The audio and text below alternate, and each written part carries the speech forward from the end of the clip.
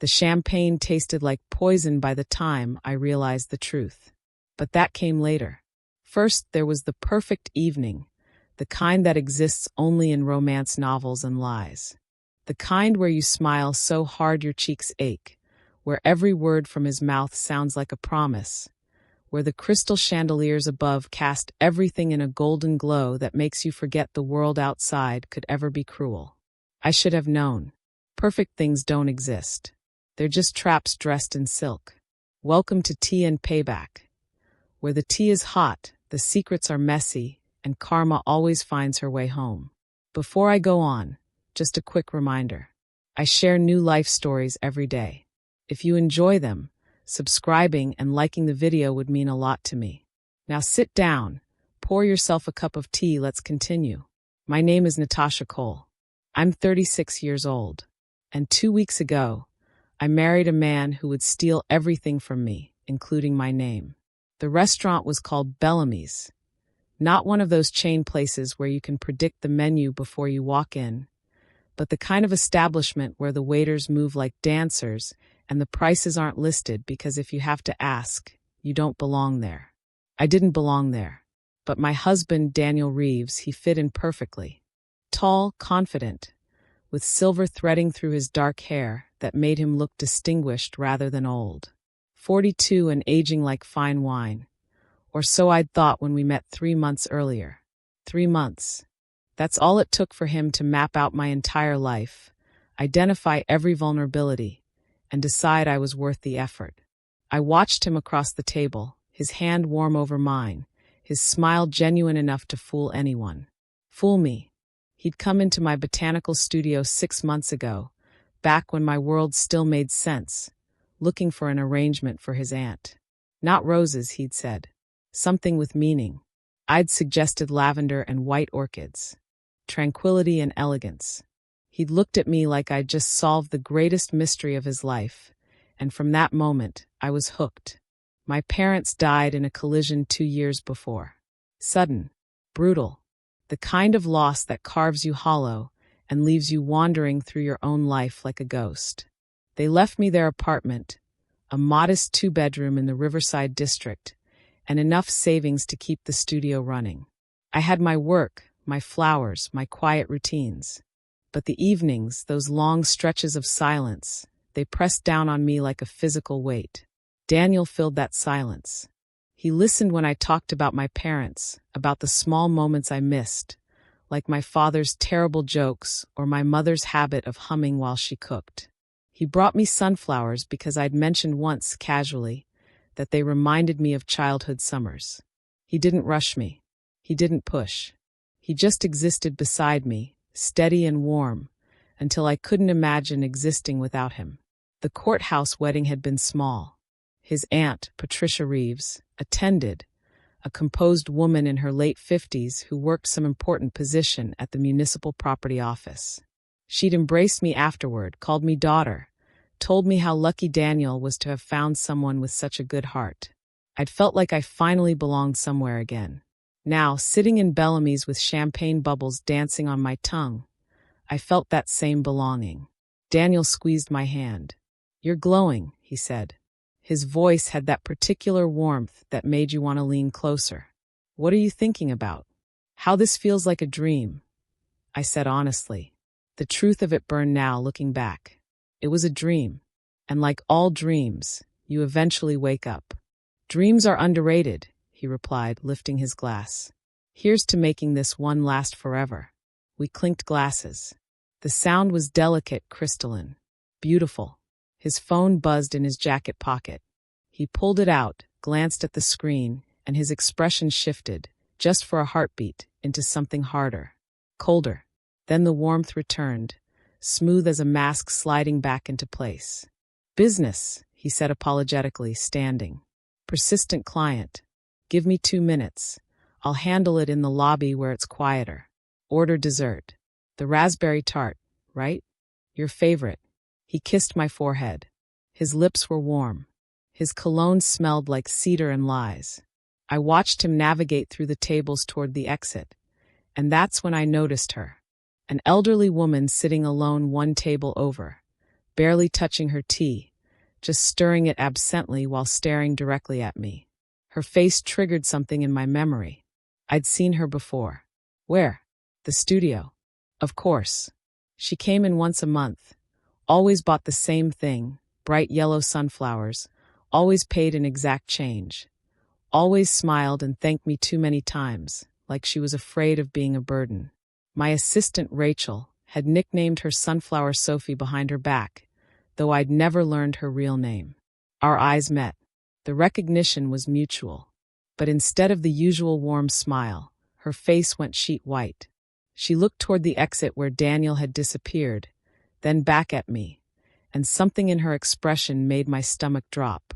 It was terror, pure, visceral terror. She stood abruptly, her chair scraping against the floor. For someone her age, she moved with surprising urgency. She crossed the small gap between our tables, leaned down close, and I could smell lavender soap and something else underneath it. Fear has a smell. Metallic, sharp, like blood before it's spilled. Her hand shot out, gnarled fingers surprisingly strong as they gripped mine. Her other hand pressed something into my palm, thick and heavy. Paper. Money. A lot of it. Listen.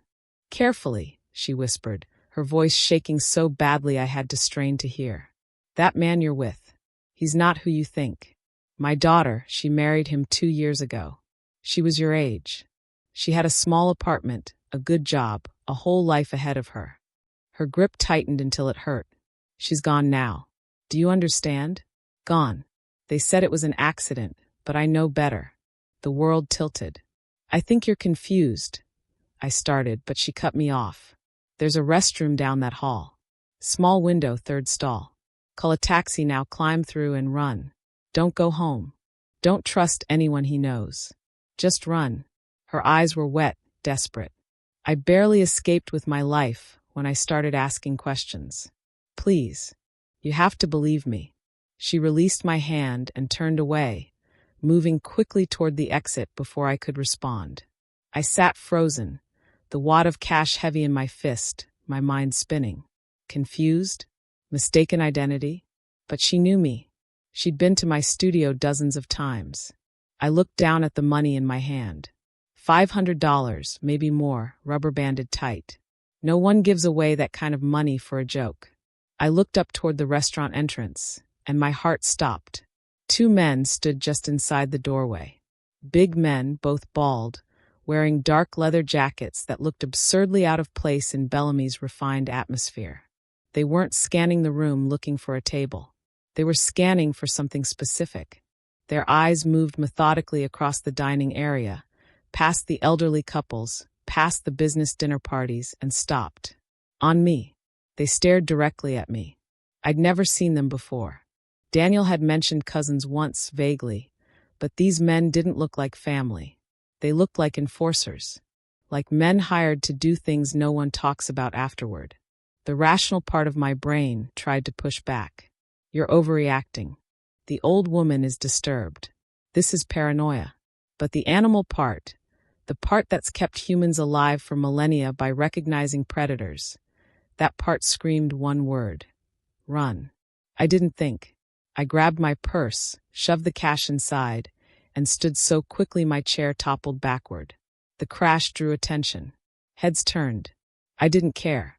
I pushed past a waiter, nearly knocking his tray of wine glasses, and ran toward the hallway the old woman had indicated. Behind me, I heard movement. Heavy footsteps. Excuse me, miss, where are you? The manager's voice, confused, concerned. I hit the restroom door with both hands, slammed inside through the bolt. My reflection in the gilt mirror showed a woman I barely recognized. Wild eyes, flushed cheeks, hair falling out of its careful arrangement. I looked insane. Maybe I was insane. Maybe I'd just destroyed my marriage over an old woman's delusion. But my hands were already moving, pulling out my phone, opening the taxi app. My fingers shook so badly I nearly dropped it twice. The app loaded with agonizing slowness. Address. Not home. Definitely not home.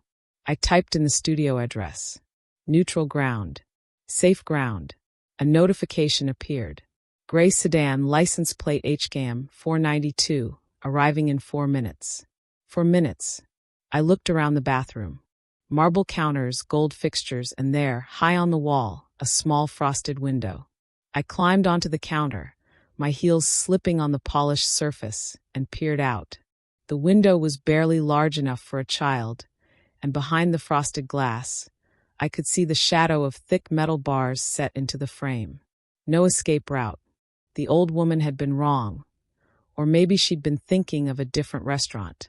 It didn't matter. I'd have to use the main exit. I jumped down, took a breath, reached for the door bolt, and froze. Someone was standing just outside. I could see the shadow under the door gap, blocking the light from the hallway. Not moving, just waiting. "Excuse me," I said, trying to keep my voice steady. "I need to get out. I'm afraid you'll need to wait a moment." The voice was male, calm, completely devoid of emotion. I recognized it. Victor Harmon, the restaurant manager. The same man who'd been fawning over Daniel all evening. "I need to leave now," I said, louder this time. "Please move. Mr. Reeves would like to speak with you first." Not a request. A statement. My blood turned to ice. "Let me out. Now. Natasha." Daniel's voice, right outside the door. Still warm, still reasonable, but with an edge underneath like a blade hidden in velvet. "What's going on? You're frightening the other guests. Mr. Harmon tells me you knocked over a waiter. Are you feeling all right? Did you have too much wine?" Too much wine.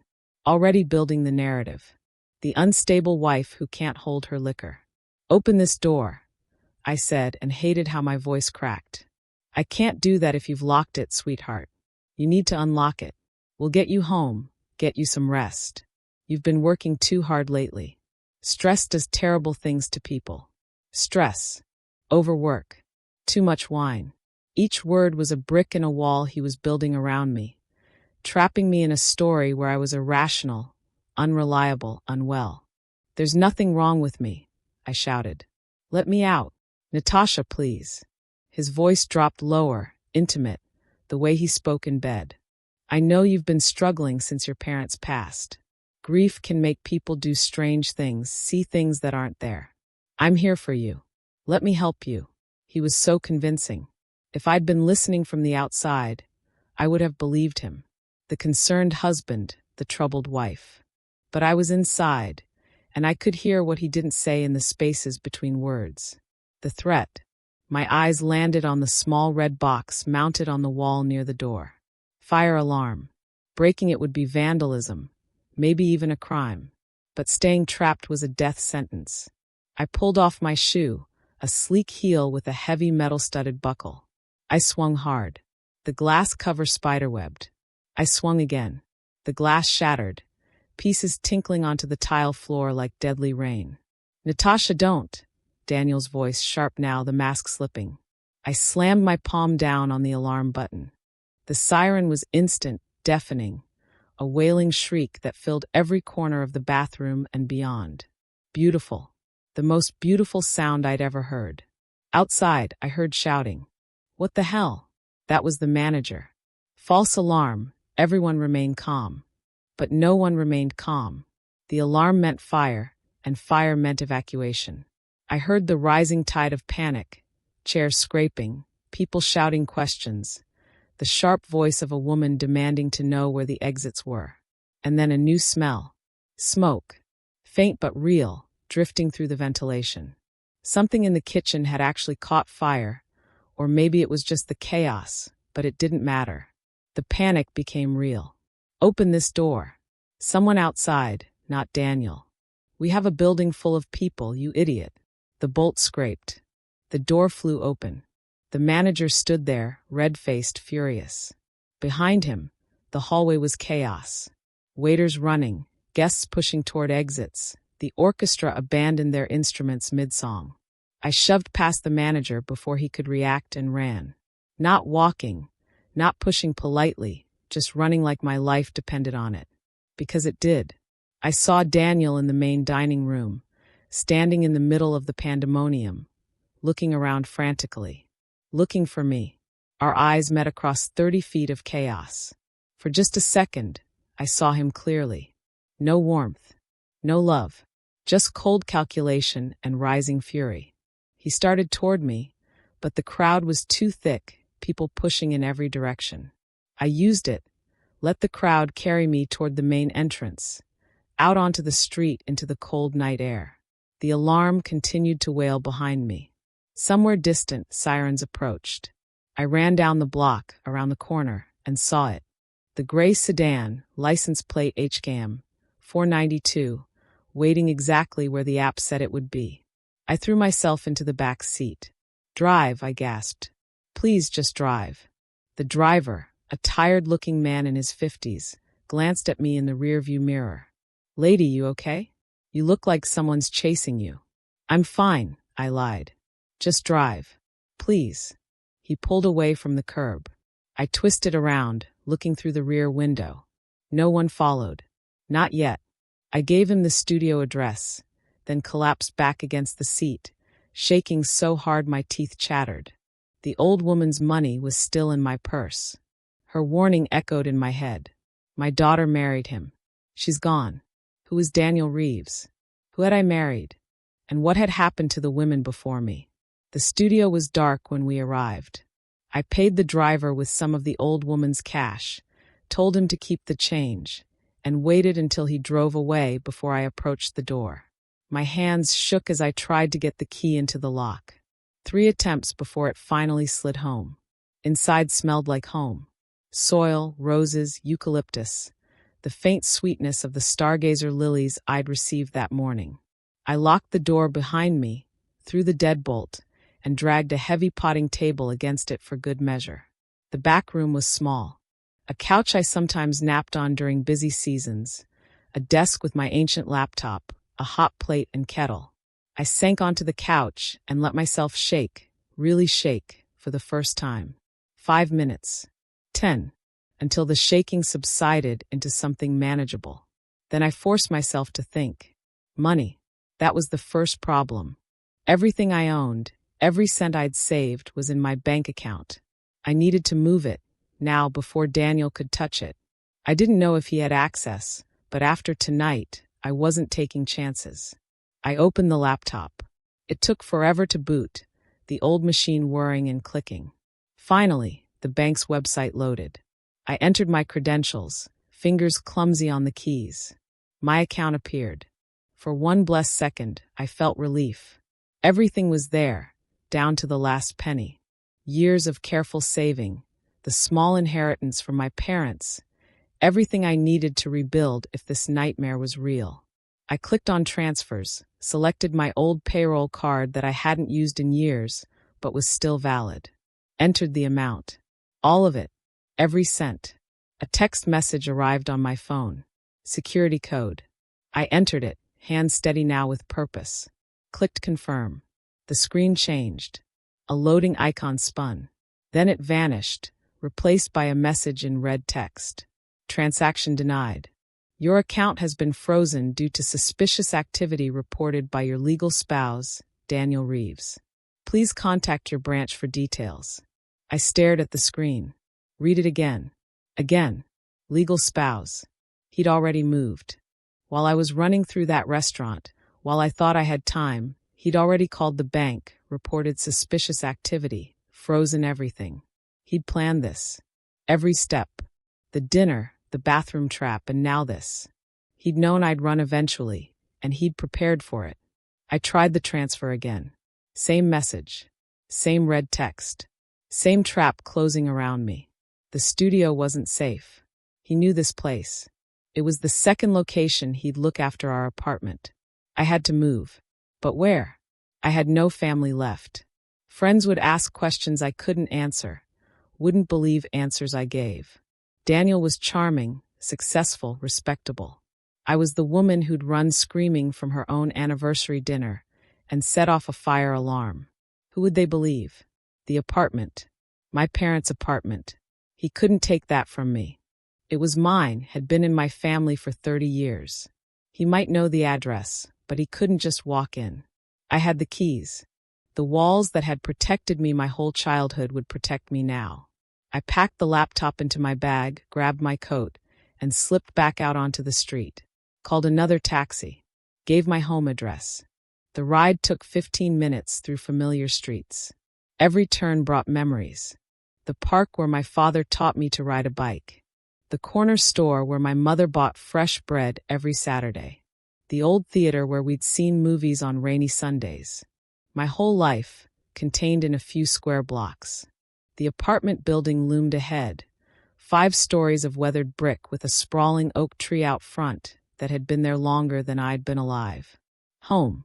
I paid the driver, got out, and stood looking up at the third-floor windows. Dark, just as I'd left them this morning when Daniel picked me up for dinner. A lifetime ago.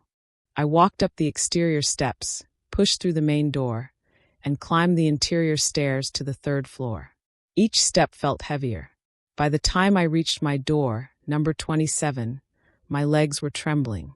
I pulled out my keys, selected the right one, and tried to slide it into the lock. It didn't fit. I pulled it out, examined it in the dim hallway light. Same key I'd used that morning. I tried again, slower this time, carefully guiding it into the keyhole. It went halfway and stopped, hitting something solid. Like something was jammed inside. No. I tried the second lock. Same problem. The key wouldn't go in. Panic rose in my throat like bile. I pounded on the door. Hello? Is someone in there? This is my apartment. My voice cracked, too loud in the quiet hallway. A door opened behind me. Mrs. Davis from across the hall, a woman who'd known me since I was 8 years old. Natasha. Honey, what's wrong? Why are you shouting? The locks, I gasped, pointing. I can't get in. Something's wrong with the locks. She stepped into the hallway, tying her robe. Are you sure you have the right key? Maybe you grabbed the wrong one. It's the right key. I pounded on the door again. Someone's in my apartment. Someone changed the locks. Mrs. Davis looked uncomfortable. Natasha, are you feeling all right? Maybe you should. The door opened. Standing in the doorway was a woman I'd never seen before. Middle-aged, maybe 55, wearing a faded housecoat and slippers. Her hair was pulled back in a messy knot. She looked annoyed. What is all this noise? She demanded. Do you know what time it is? I couldn't speak, couldn't breathe. Just stared at this stranger standing in my doorway, in my home. I live here, I finally whispered. This is my apartment. The woman's eyebrows rose. You live here? I don't think so. I've been renting this place for 3 weeks. She crossed her arms. I have a lease and everything. Now, if you don't mind, I was in the middle of making dinner. Behind her, I could smell it. Fried onions and something else. Someone else's cooking in my mother's kitchen. You can't be renting here, I said, my voice rising. This is my apartment. My parents left it to me. I've lived here my entire life. Well, I don't know anything about that, the woman said, getting irritated. I rent from a very nice lady at the property office. Everything's legal. Now please leave before I call. Natasha. The voice came from behind me down the stairs. Calm. Concerned. Authoritative. I turned. Daniel was walking up the stairs. Behind him, 1 step back and to the side, was his Aunt Patricia. Both looked appropriately worried, like family members arriving to help a troubled relative. Please excuse the disturbance, Daniel said to the gathering neighbors. More doors had opened. Mr. Kim from upstairs. The young couple from next door. Everyone watching. My wife is having a difficult time. She's been under tremendous stress. We're here to take her home and make sure she gets the help she needs. Patricia moved forward, her hand reaching for my arm. Her fingers were ice cold and surprisingly strong. Come along, dear. Let's not make a scene. You'll feel better after you rest. Get away from me. I jerked back. This is my apartment. What did you do? How did you? Natasha, Patricia said gently, but her eyes were hard as stones. You're confused. You know the apartment had to be temporarily transferred to prevent your creditors from seizing it. Remember? We discussed this. It was your idea. That's not true, I shouted, but I could see the neighbors exchanging glances. The looks that said, "Oh, the poor thing, she's not well." Daniel reached into his briefcase, pulled out a folder. From it, he extracted a document, official-looking, multiple pages stapled together. "I didn't want to do this publicly, but you're leaving me no choice." He unfolded it so everyone could see the official stamps, the notary seal. "This is the property transfer agreement. Look at the last page, Natasha. Your signature. You signed this yourself 2 weeks ago." He held it in front of my face. I looked down at the signature line and felt the floor dissolve beneath me. There it was. My signature. Cole, Natasha. The same sweeping C, the same small cramped O, the same way I dotted the I. Not forged. Real. And then I remembered. 3 days ago, sitting on the couch while we watched a movie, Daniel had come over with a stack of papers. "Just some forms for insurance," he'd said. "Name change documentation for the bank, utility transfers, boring administrative stuff. I need your signature in a few places so I can handle it without dragging you to 5 different offices." I'd been happy, relieved that he was taking care of the tedious details. I'd signed everything he put in front of me without reading a single word. I'd signed away my home. "You tricked me," I whispered. "I didn't know what I was signing." "Natasha, sweetheart," Daniel said, and his voice was so reasonable, so pained. "We talked about this for hours. You agreed it made sense. The creditors, the late payments on your studio lease, we were trying to protect your assets. Don't you remember? There are no creditors." I screamed. "I don't have any debts." "You're lying." But I could see it in their faces, all the neighbors watching this unfold. They didn't believe me. They believed him. The calm, successful businessman and his respected aunt versus the hysterical woman pounding on doors in the middle of the night. Mrs. Davis stepped forward. "Natasha, honey, maybe you should go with them. You seem very upset. Some rest might." "No." I backed away, hitting the wall. "No, I'm not going anywhere with them." The old woman's words crashed through my memory. My daughter married him. She's gone. If I went with them now, I wouldn't be coming back. Patricia moved toward me, reaching out. "Don't be difficult, dear. We only want to help." I didn't let her finish. I turned and ran. Down the stairs, taking them 2 at a time, clinging to the railing to keep from falling. Behind me, Daniel's voice, sharp now, all pretense of concern gone. "Natasha, stop." I said stop. I hit the ground floor, shoved through the exterior door, and ran out into the night. Rain had started, cold and sharp against my face. I ran without direction, just away, through streets that had once been safe and familiar and were now part of the trap. I ran until my lungs burned and my legs gave out. Found myself in an alley between apartment buildings, dark and smelling of garbage and wet concrete. Slid down the wall and sat there in the rain, shaking, crying, completely destroyed. Everything was gone. Home. Money. Job would be next. Daniel would make sure of it. Reputation already shredded. And worst of all, the one person who might believe me, the old woman who'd tried to warn me, I didn't even know her name. I sat in that alley for an hour, maybe more, until the cold seeped through my coat and into my bones. Until the tears stopped coming and left behind only a hollow ache. I had to do something. Couldn't stay here. Couldn't go home. Couldn't access my money. The old woman's cash. I still had that. I pulled my purse open with numb fingers, counted the bills under the faint glow of a streetlight at the alley's entrance. $560. Not much, but enough for a few nights somewhere cheap while I figured out what to do next. I searched my phone for hostels. Found one across town, shabby looking from the online photos but cheap. $30 a night. I could make the money last 2 weeks if I was careful. The hostel was worse than the photos suggested.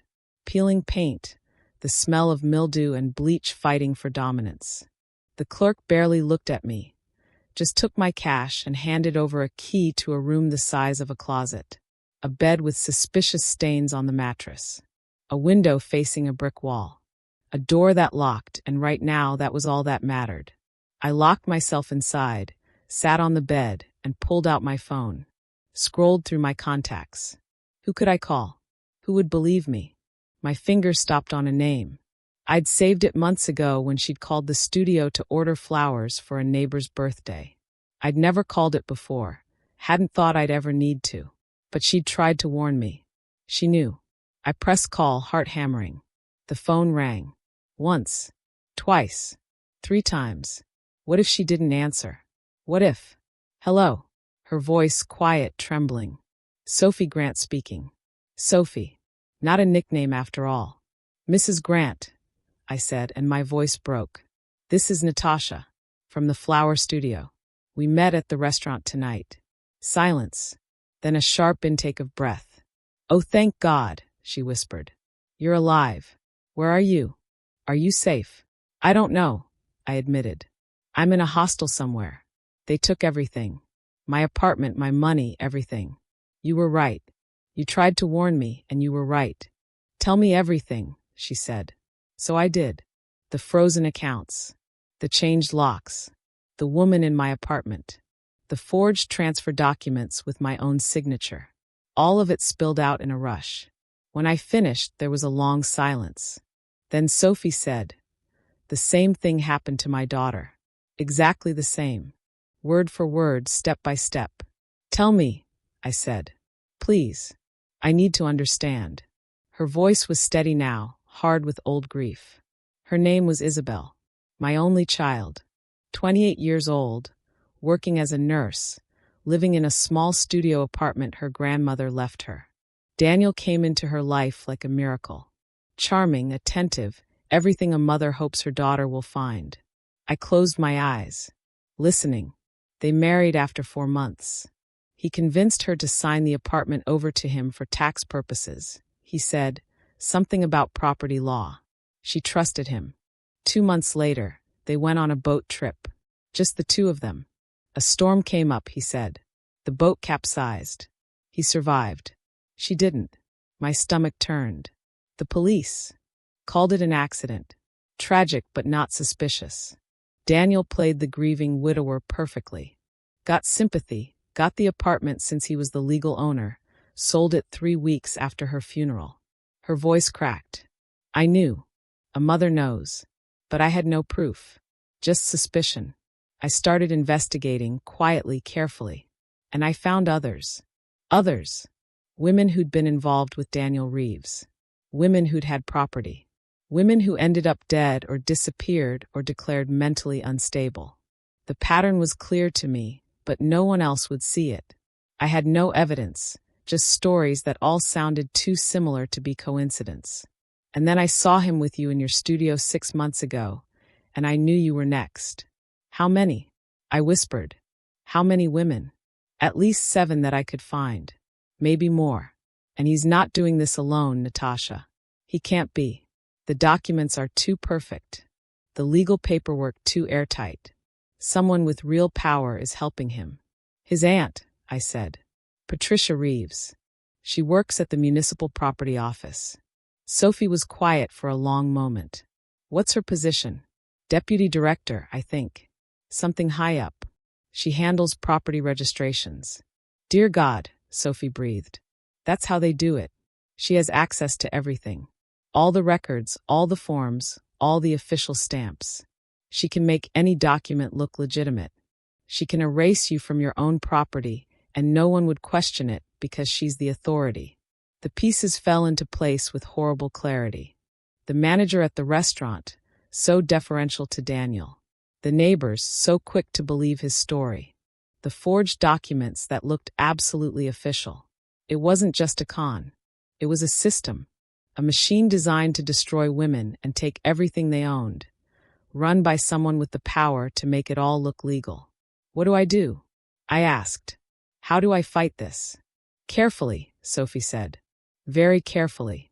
But first, give me your address. You can't stay in that hostel. They'll find you there. Come to my place. We'll figure this out together. Hope, fragile as a soap bubble, formed in my chest. Why are you helping me? Because I couldn't save my daughter, Sophie said simply. But maybe I can save you. And maybe together, We can make sure he never does this to anyone else." She gave me her address. I wrote it down with shaking hands. This stranger who was the only person in the world who believed me. Sophie's apartment was small but immaculate, filled with photographs of a young woman with bright eyes and an infectious smile. Isabel. She was everywhere. Graduation photos, vacation snapshots, candid shots that captured her mid-laugh. A shrine to a life cut short. Sophie made tea while I sat at her kitchen table, still shivering despite the warmth. She placed a cup in front of me, her movements slow and deliberate, like someone who'd learned to function through grief by sheer force of will. "I've been tracking him for 2 years," she said, sitting across from me. "After Isabel died. After the police closed the case. After everyone told me to move on and accept it was an accident." She pulled out a worn notebook, pages filled with neat handwriting. "These are the women I found. At least, the ones I could identify." She opened the notebook. Each page was dedicated to a different name. Photographs paper-clipped to the pages, some printed from social media, some looking like they'd been cut from newspapers. Dates written in margins. Addresses. Brief descriptions of what happened. Jennifer Martinez, age 34. Owned a condo. Married Daniel in 2019. O.D. 6 months later. Accidental overdose, the coroner said, though she'd never touched substances in her life. She turned the page. Claire Donovan, age 41. 2-bedroom apartment inherited from her parents. Married Daniel in 2020. Disappeared during a hiking trip. Her body was never found. Legally declared deceased after 2 years. Daniel inherited everything. Another page. Amanda Foster, age 29. Small house on the east side. Married Daniel in 2021. Traffic accident. Ran off a bridge in the middle of the night. Police ruled it suicide, though her sister insists she was happy, had no history of depression. Page after page. 7 women. 7 properties. 7 deaths or disappearances. All within 5 years. All following the same pattern. "And now you," Sophie said quietly. Number 8. I stared at the photographs. Young women, middle-aged women, all smiling in their pictures, all unaware that their future was already written. "How does he find them?" I asked. "He looks for specific things. Women who recently lost family members. Women living alone who own property. Women without strong support systems who won't be missed quickly or questioned extensively." She looked at me with sad eyes. "He found you in your flower studio. You just lost your parents. You had an apartment. You were perfect. And his aunt makes sure all the documents are flawless." Exactly. Patricia Reeves has worked at the Municipal Property Office for 20 years. She has unlimited access to property records, registration systems, official stamps, and seals. She can create a document that says you voluntarily sold your apartment, backdate it, make it look like it went through all the proper channels. And because she's the authority that would normally verify such documents, who's going to question her? I felt sick. We need to go to the police. Show them this notebook. They have to see the pattern. Sophie shook her head slowly. "I tried that. 2 years ago. They took my statement, said they'd look into it. A week later, a detective called me back. Said they'd contacted the property office to verify the documents from Isabel's case. Guess who provided the verification? Patricia, with official letterheads, stamps, signatures. Everything looked legitimate because it came from the legitimate source. The detective told me, very kindly, that grief can make us see patterns where none exist. He suggested I speak to a counselor. The bitterness in her voice was sharp enough to cut. That's when I realized we can't beat them through official channels. They own the official channels. Then how? I demanded. How do we stop them? Sophie closed the notebook carefully, like it was something sacred. We need proof that can't be dismissed. Something that shows the patterns so clearly, so undeniably, that even Patricia's authority can't explain it away. And I think I know where to find it. She leaned forward, her voice dropping. My neighbor's daughter works as a cleaner at the property office. Night shift. She's mentioned, in passing, that Patricia is obsessive about security. Has a personal safe in her office where she keeps certain documents. Private files that never make it into the official system. A record, I said slowly, of all the fraudulent transfers. She'd have to keep one. For her own protection, to make sure the stories stay consistent. To track what properties have been processed and sold. Criminals always keep records. It's human nature. Sophie's eyes were hard. If we can get into that safe, get those documents, we'll have everything we need. Break into a government office. I said it out loud, hearing how insane it sounded. They'll arrest us. What else can they take from you? Sophie asked quietly. Your home is gone. Your money is frozen. Your reputation is destroyed. Daniel will find you eventually. You know that. And when he does, you'll end up like Isabel, like Jennifer, like all the others. We have nothing left to lose, Natasha. Nothing except our lives. And those are forfeit anyway if we don't act. She was right. The trap had already closed. Running would only delay the inevitable. When? I asked. Tonight. Before they realize you found help. Before they have time to clean up any evidence. We spent the afternoon planning. Sophie's neighbor provided the crucial information, the service entrance that the cleaning staff used, accessed through the rear courtyard. The security was minimal at night, just one guard at the front entrance who mostly watched television in his booth. The cleaning staff arrived around 10 p.m. and worked until dawn. Sophie had something else. A key. Her neighbor, nervous but sympathetic after hearing pieces of the story, had made a copy of her master key that opened most interior doors. It was a risk, she'd said. She could lose her job. But she remembered Isabel, remembered the quiet girl who always smiled at her in the hallways. She wanted to help. At 11 p.m., dressed in dark clothes that helped us blend into shadows, Sophie and I approached the property office. The building was a massive concrete structure from the 70s, all sharp angles and narrow windows. Brutalist architecture designed to intimidate. We circled to the rear courtyard. Dumpsters lined one wall. The service entrance was exactly where Sophie's neighbor had described it, a plain metal door with a small window. Through the glass, we could see a dimly lit corridor. We waited in the shadows of the dumpsters. At midnight, 2 women in cleaning uniforms approached, chatting quietly. One propped the door open with a brick, probably to let fresh air circulate while they worked. They disappeared inside. Now, Sophie whispered. We slipped through the door into the corridor. The smell of industrial cleaner hung heavy in the air. Somewhere distant, a floor polisher hummed. We moved quickly but quietly, keeping to the edges of the hallway where shadows were deepest. Patricia's office was on the 3rd floor. We found the stairwell and climbed, every footstep sounding impossibly loud in the empty space. At the 3rd floor landing, we paused, listening. Nothing. The cleaning crew was working on lower floors. The corridor stretched ahead of us, lined with doors bearing nameplates. We moved down it, reading names. Deputy Director Chin, Director Walsh, and finally Reeves, Patricia, Deputy Director of Property Registration. Sophie pulled out the key, slid it into the lock. For a horrible moment, I thought it wouldn't work, that we'd come all this way for nothing. Then it turned with a soft click. The office was exactly what I'd expected. Obsessively organized.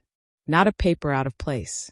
A massive desk of dark wood, every surface polished to a mirror shine. Filing cabinets lined one wall. A bookshelf filled with legal volumes on another. Everything perfect, sterile, controlled. The safe, I whispered. Where would she keep it?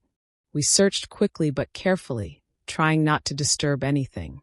Desk drawers revealed nothing but office supplies and official forms. Filing cabinets were locked. The bookshelf held only books. I was starting to panic when Sophie stopped in front of the wall behind the desk. It was covered in framed certificates and photographs. Patricia shaking hands with the mayor. Patricia receiving an award. Patricia at various civic functions, always perfectly composed. Look at this, Sophie said quietly. One of the frames, the largest, hung slightly crooked. In an office where everything else was aligned with geometric precision, that single imperfection stood out like a scream. I reached up, grasped the frame, and pulled gently. It swung outward on hidden hinges. Behind it was a wall safe, small and gray, with a combination dial. "We'll never crack that," Sophie breathed. But I was looking at the other frames on the wall, at the certificates and plaques.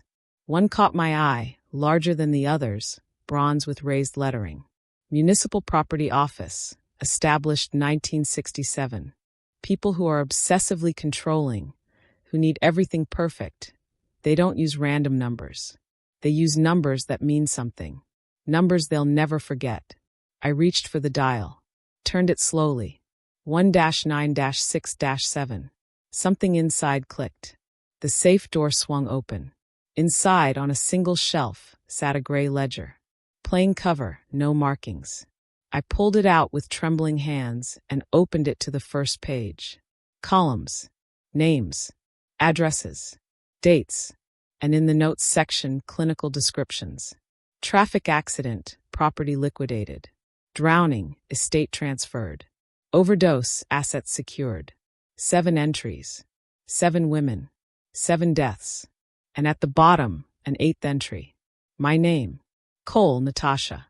My address. And in the status column, in progress. "Dear God," Sophie whispered, looking over my shoulder. She pointed to entry number 3. "That's Isabel. That's my daughter." I started photographing pages with my phone, hands shaking so badly some shots came out blurry. The shutter sound seemed deafeningly loud in the silent office. I was halfway through when we both heard it. Footsteps in the corridor. Not the soft shuffle of a cleaner. Hard, purposeful steps. Coming closer. "Hide the ledger," Sophie hissed. But it was too late. The door burst open. Daniel stood in the doorway. Behind him, I could see Rachel, my assistant from the flower studio, her face wet with tears. "I'm so sorry," Rachel sobbed. "They found out about my cousin, the cleaner. They threatened my family. I didn't want to. I swear I didn't want to." Daniel shoved her aside. She stumbled into the hallway, still crying. His eyes swept the office, taking in the open safe, the ledger on the desk, Sophie and me frozen in place. All the charm was gone. The mask had completely fallen away. What stood in the doorway was something cold and reptilian. "You stupid women," he said softly. "You've ruined everything." He moved fast, lunging for me. Not for the ledger, for my phone. He grabbed my wrist, twisting until pain shot up my arm and the phone clattered to the floor. "Every woman thinks she's special," he snarled into my face. "Thinks she's different. Thinks she's smart enough to escape. You're all the same. Weak. Gullible. Easy." His other hand tangled in my hair, jerking my head back. "You'll disappear just like the others. Another tragic accident. And everyone will believe it, because who would suspect a grieving husband?" The heavy glass paperweight from Patricia's desk connected with the side of his head with a sickening thud. His eyes went wide with shock. His grip loosened. He staggered, and then collapsed like a puppet with cut strings. Sophie stood over him, the paperweight still clutched in her shaking hands. She looked down at Daniel's unconscious form with an expression I couldn't read. Satisfaction. Horror. Both. "Run," she said, dropping the paperweight and grabbing my arm. "Run now." We burst out of the office. Rachel was still in the hallway, pressed against the wall, crying. We ran past her toward the stairs. "Security." Daniel's voice, slurred but audible, rose behind us. "3rd floor. Stop them." We flew down the stairs, taking them 3 at a time. Behind us, heavy footsteps pounded. Radios crackled. Shouts echoed through the stairwell. We hit the 1st floor at a full run. The main entrance was ahead, glass doors, but they were chained shut, thick padlock gleaming in the emergency lighting. "This way," Sophie gasped, pulling me toward a door under the stairs. A sign read maintenance. We crashed through into a narrow closet filled with cleaning supplies, mops, buckets. The smell of chemicals was overwhelming. Sophie slammed the door and locked it from the inside. "What now?" I whispered, trying to catch my breath. We're trapped. Sophie looked at me with fierce determination. You're not trapped. You have the photos. That's all that matters. What are you? She grabbed my shoulders, her fingers digging in. Listen to me carefully. Tomorrow at noon, there's a ceremony at the Civic Hall. Patricia is receiving the City Service Award. The mayor will be there. Press, officials, everyone who matters. You go there. You show them what's on that phone. You expose them in front of everyone. We'll go together. No. Her voice was firm. They're looking for both of us. But if I let them find me, if I distract them, you'll have time to escape. Time to get somewhere safe until tomorrow. Sophie, no. I can't let you. My daughter is dead because I was too slow, too careful, too afraid. Her eyes were fierce. I won't let that happen to you. I won't let them win. Not this time. Outside, the footsteps were getting closer. Voices shouted orders. They were searching the floor systematically.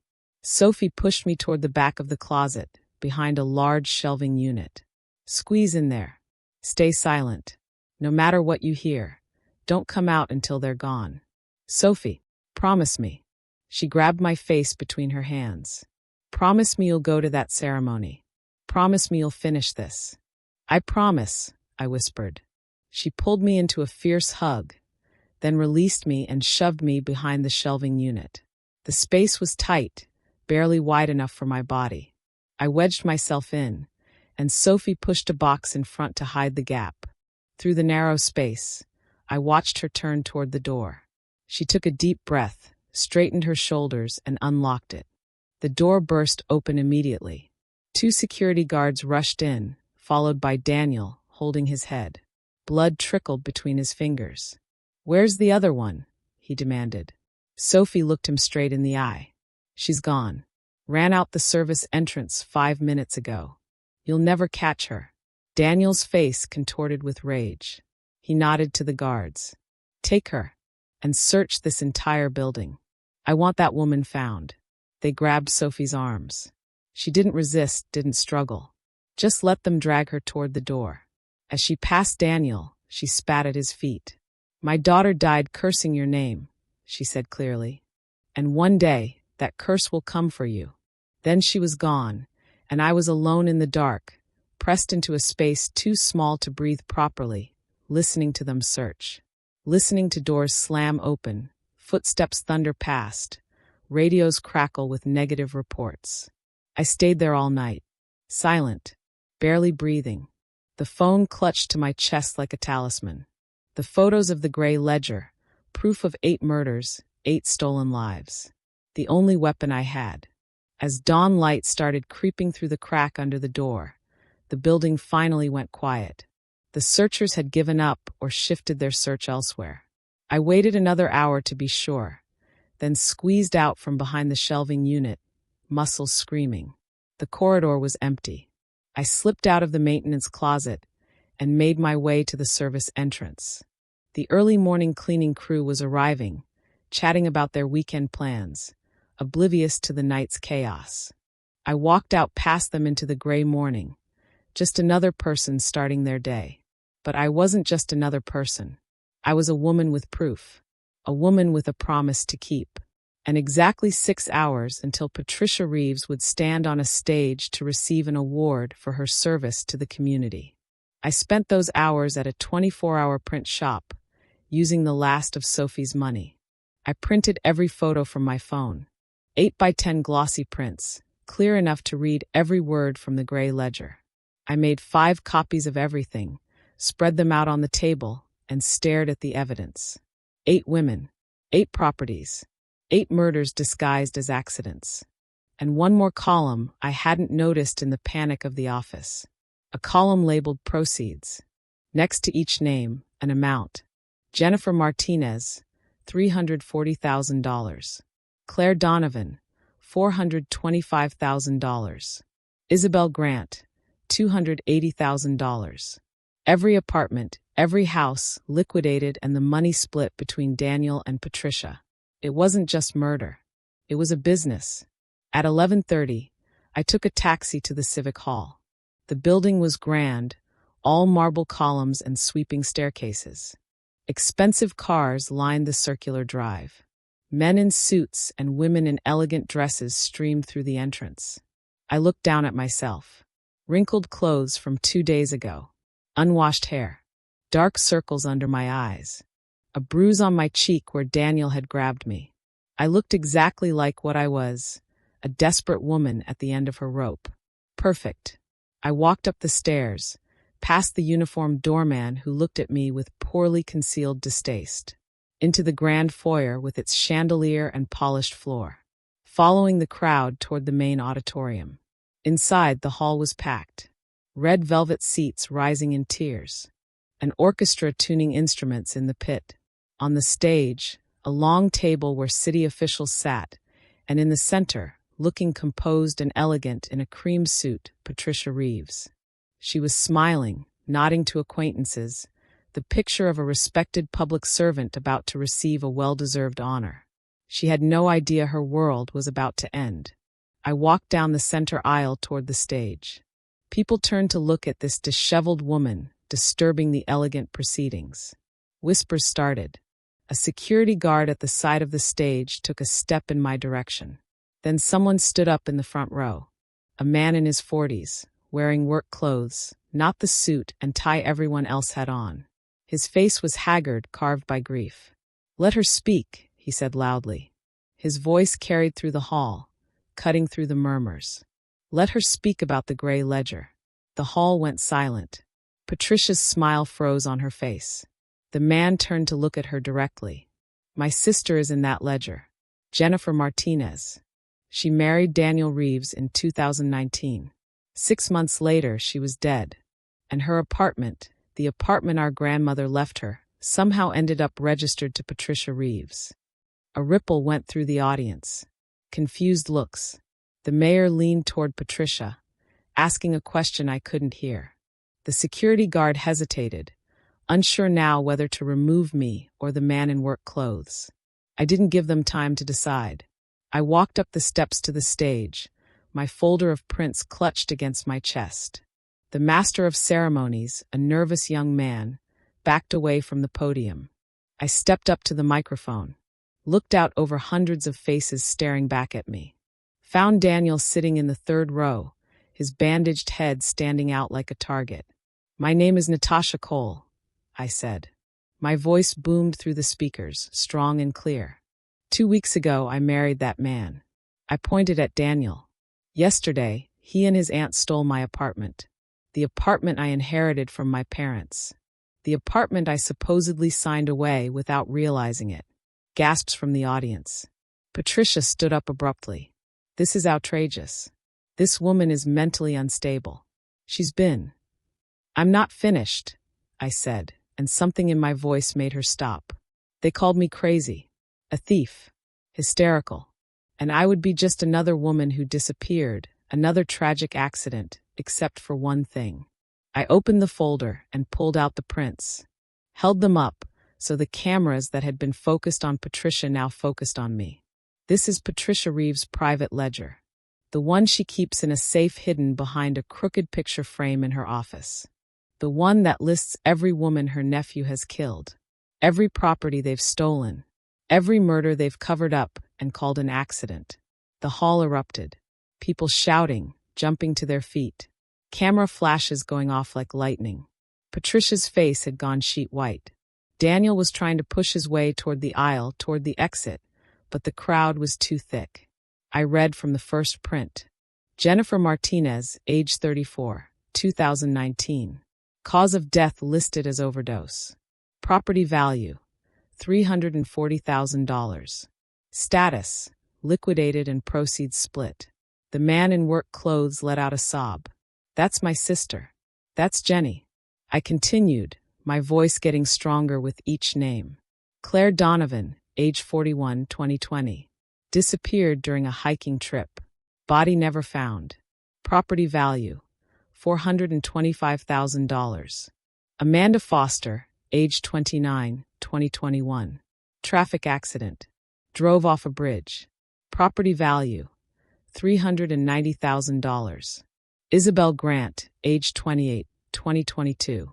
Drowned. Boat accident. Property value, $280,000. At the back of the hall, the doors burst open. An older man ran down the aisle, holding something above his head. A large framed photograph. He reached the stage and held it up. Isabel. Smiling. Alive. Beautiful. That's my niece, he shouted, his voice breaking. They killed her. They killed her and called it an accident, and they arrested her mother yesterday for trying to save this woman. The hall descended into chaos. People were standing on seats, shouting questions. The mayor looked like he might have a heart attack. He grabbed the police chief sitting next to him, barking orders. Patricia tried to run. She actually tried to run, pushing past the other officials on the stage, heading for the side exit. But 2 police officers were already there, moving to intercept her. I watched as they took her arms, as she twisted and fought and screamed about her connections, her position, her authority. As they put handcuffs on her wrists, and the city service award that was supposed to be hers sat forgotten on the podium. Down in the audience, more officers surrounded Daniel. He was still trying to push toward the exit, but there was nowhere left to go. They grabbed him, cuffed him, and the look he gave me as they dragged him past the stage was pure, impotent hatred. But he couldn't touch me anymore. None of them could. I stepped back from the podium and sank into a nearby chair, suddenly exhausted. It was over. The nightmare that had consumed my life for 2 weeks was finally, actually over. Isabel's uncle approached the stage. "Thank you," he said simply. "For my sister. For Sophie. For all of them." I could only nod, throat too tight to speak. The rest happened quickly. The police took my statement, took the prints, took my phone with all the original photos. The district attorney opened an investigation. The news ran the story for weeks, the scandal of the decade. Corruption in the property office. A serial killing scheme that had operated for 5 years right under everyone's noses. Sophie was released the next day. All charges dropped. When I saw her, we didn't speak, just held each other while she cried for her daughter, and I cried for all the time we'd never get back. The courts reversed every fraudulent property transfer. I got my apartment back. Walked into it 2 weeks after the ceremony, and it still smelled wrong, still felt violated. So I did what I knew how to do. I filled it with flowers. White roses for remembrance. Lilies for peace. Lavender for healing. I opened every window, played music too loud, and scrubbed every surface until my hands ached. I reclaimed my space, inch by inch, room by room. The trial took 8 months. Daniel and Patricia were charged with 8 counts of first-degree murder, multiple counts of fraud, theft, and corruption. The evidence was overwhelming. The gray ledger alone was damning, but combined with testimonies from victims' families, financial records, and the systematic pattern, there was no defense possible. They were both convicted on all counts. Life sentences without possibility of parole. I attended the sentencing. Sat in the courtroom and watched Patricia Reeves, the woman who'd smiled at me and called me daughter, be led away in handcuffs. Watched Daniel, the man who'd held my hand and promised forever, follow behind her. Neither of them looked at me. I visit Sophie once a week now. We have tea in her kitchen surrounded by Isabel's photographs. We talk about the other victims, the women who didn't survive. Sometimes we're silent, just existing together in the weight of what we endured. She saved my life, not just by warning me in that restaurant, but by refusing to let me disappear quietly, by sacrificing her freedom so I could escape, by believing, even after her own daughter was gone, that justice was still possible. I don't know if I've forgiven myself for signing those documents without reading them, for trusting so completely that I walked straight into a trap. Some days the anger at my own naivety is overwhelming. But Sophie tells me that's what predators do. They find the cracks, the vulnerabilities, the moments of grief or loneliness or simple human trust, and they exploit them. It wasn't my fault for being human. It was their fault for being monsters. The flower studio is thriving now. I hired 2 new assistants. Rachel came back, apologetic and ashamed. I forgave her. She was protecting her family, and under the same threat, I probably would have done the same. My apartment is mine again, truly mine. The papers are in my name alone. The locks are new, strong mine. But I don't live in fear anymore. I live in anger. The kind of anger that builds things, that refuses to be a victim, that takes a nightmare and transforms it into purpose. I started a foundation, named it for Isabel Grant, but it helps all survivors of financial abuse, property fraud, predatory marriage schemes. We provide legal support, safe housing resources. We believe women when they say something's wrong, even when they have no proof yet. Because I learned that sometimes the people who seem most trustworthy are the most dangerous. Sometimes the systems designed to protect us are the ones that harm us. And sometimes the only way to survive is to fight back, even when fighting feels impossible. I survived Daniel Reeves. I survived Patricia's machine of corruption and murder. And now I use that survival to make sure others don't have to face the same nightmare alone. The gray ledger is sealed as evidence, but I have my copies. 8 women's names. 8 lives stolen. I've contacted every family I could find, helped them get closure, helped them reclaim what was taken. We hold a memorial every year on the anniversary of the trial's end. All the families come. We read the names. We tell their stories.